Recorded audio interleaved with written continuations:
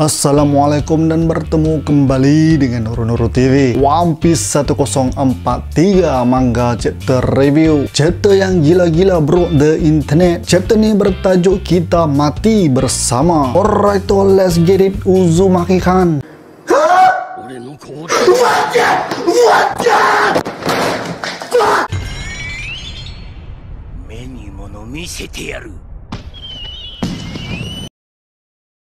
Chapter ni bermula dengan perakhiran chapter sebelum ni. Kaido bantai Luffy dengan penuh penyesalan sebab Luffy diganggu oleh CP0. Kelihatan juga seorang lagi ejen CP0 seperti melihat di luar tingkap. Luffy akhirnya kehilangan tenaga Gear 4 dan kembali menjadi normal. Momonosuke terkejut kerana suara Luffy telah hilang. Luffy kini tidak menyedarkan diri, terbaring di tanah dan sekaligus Kaido diumumkan sebagai pemenang. Kaido dengan muka marah campur kecewa bertanya kepada CP0, apa yang telah kamu lakukan? CP0 tersebut cuma berdiam diri dengan penuh bergaya menunggu saat kematiannya. Walaupun dia tahu kerja gila, tapi dia tetap ikut arahan Gorosei. Kaido hentam CP0 dengan sekuat hati, tapi kematian CP0 tersebut masih menjadi tanda tanya sebab kita tak nampak bagaimana penyudahan pukulan Kaido. Seorang lagi CP0 yang melihat di luar tingkap menunduk hormat seperti mengucapkan selamat tinggal kepada member dia yang kena tibai dengan Kaido. Akibat serangan Kaido, makin banyak batu-batu siling yang jatuh. Kawamatsu berkata masih banyak samurai yang terperangkap dan disebabkan mereka berada di langit, mereka tak dapat gunakan air untuk memadam api. Ayat Kawamatsu ni buat aku rasa lagi kuat teori mengenai Zunisha yang akan padamkan kebakaran di Onigashima. Kawamatsu arahkan semua samurai untuk cuba cari jalan keluar daripada kebakaran. Mati terbakar ialah suatu kematian yang tak boleh dibanggakan. Kemudian satu serangan ditujukan kepada samurai-samurai yang berada dengan Kawamatsu di live floor. Serangan tu datang daripada Kaido dalam bentuk naga yang dah turun dari rooftop. Kaido mencari Momonosuke dan menyuruh semua samurai minta Momonosuke untuk menyerah kalah. Kaido juga bagi tahu yang Luffy dah mati, jadi siapa yang nak lawan sila mara ke hadapan. Anak buah Kaido bersorak kegembiraan atas berita yang disampaikan oleh Kaido. Law juga berkata suara Luffy sudah hilang. Kid dan Law dapat rasakan yang Luffy dah kalah, jadi mereka terpaksa kembali berlawan dalam keadaan yang dah barai. Chopper menangis memikirkan Luffy dah mati. Tama juga menangis, tapi Nami masih yakin yang Luffy tak mati, Luffy tak kalah dan Kaido hanya menipu. Kaido perasan yang beberapa orang masih belum patah semangat walaupun dah dapat tahu Luffy dah mati. Nami yang menjerit Kaido pembohong hampir terkena Boro Breath Kaido, tapi dia dilindungi oleh Marco. Marco berkata jangan menyerah kalah selagi perang belum tamat. Kaido umumkan yang Onigashima sekarang akan terus mendarat di Flower Capital dan semua orang takkan dapat bandingkan Orochi dengan Kaido. Kaido cuma menganggap Wano sebagai kilang besar. Dia tak kisah perempuan atau budak-budak, semua manusia di Wano ialah dia punya hamba. Mereka semua akan diarahkan untuk bekerja sampai mati sebab kalau mati sekalipun dia sentiasa dapat gantikan dengan hamba yang baru. Siapa yang cuba menentang Kaido akan dapat nasib yang buruk. Beberapa samurai dah mula hilang semangat memikirkan anak bini mereka. Kaido tetap mahukan Momonosuke sendiri untuk mengaku kalah. Kid dan Law akan diserang oleh anak-anak buah Kaido, tapi mereka dilindungi oleh kru masing-masing. Nampak nice sebab kru Law lindungi Kid dan kru Kid lindungi Law pada ketika itu. Nekomamushi dan Karoto bersedia untuk kembali berlawan di live floor. Dekat basement api semakin marak dan samurai-samurai tengah mencari jalan keluar. Kid mahu terus berlawan sebab menyerah kalah atau dibunuh oleh Kaido bukan pilihan Kapten Kito. Momonosuke mahu menyerah kalah sebab dia tak mau biarkan sesiapa pun mati, tapi Yamato menghalang Momonosuke. Kalau menyerah kalah pun takkan dapat selamatkan orang sebab mereka akan jadi hamba seumur hidup. Semua kesengsaraan yang dialami oleh negara Wano selama 20 tahun akan hilang selepas perang ini tamat. Walaupun menyerah kalah ialah satu-satunya satu-satunya pilihan yang ada. Yamato lebih rela mereka semua mati bersama. Kemudian di rooftop Onigashima, Luffy kelihatan masih terbaring di tanah berlumuran darah dan tidak menyedarkan diri. Zunisha bercakap dengan Momonosuke bahawa dia tengah mendengar bunyi dentuman yang pertama kali didengari sejak 800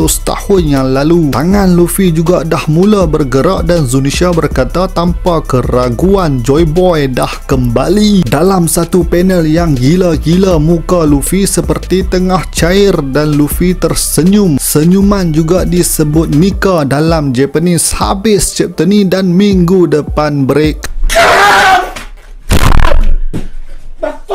Apa yang aku jangkakan dalam chapter sebelum ni terjadi dalam chapter ni. Kaido bunuh CP0 dan dia mengamuk nak bunuh semua orang yang cuba menentang Kaido. Chapter ni memang padu, semua orang tahu dekat merata tempat orang bos spoiler. Semuanya disebabkan kemunculan semula Joy Boy iaitu Monkey D. Luffy. Aku tak tahu sama ada Luffy dah mati dan dihidupkan semula sebagai Joy Boy atau Luffy punya awakening yang membuatkan semangat Joy Boy muncul kembali. Luffy seakan-akan tengah cair, mungkin dia tengah aktifkan awakening. Boleh jadi juga Karibu muncul untuk menyembunyikan Luffy, siapa tahu. Aku akan cuba bahaskan lebih mengenai Devil Fruit Luffy dan juga Joy Boy dalam masa terdekat kalau aku dapat teori-teori menarik mengenai dua topik ni. Alright geng, sampai sini saja video aku. Komen pendapat anda mengenai chapter ni. Macam biasalah, jangan lupa untuk like, share dan terima kasih kepada yang dah menjadi nakama. Kepada yang belum subscribe, come on man, join the family, subscribe. Jumpa lagi di episod seterusnya Noro Noro TV.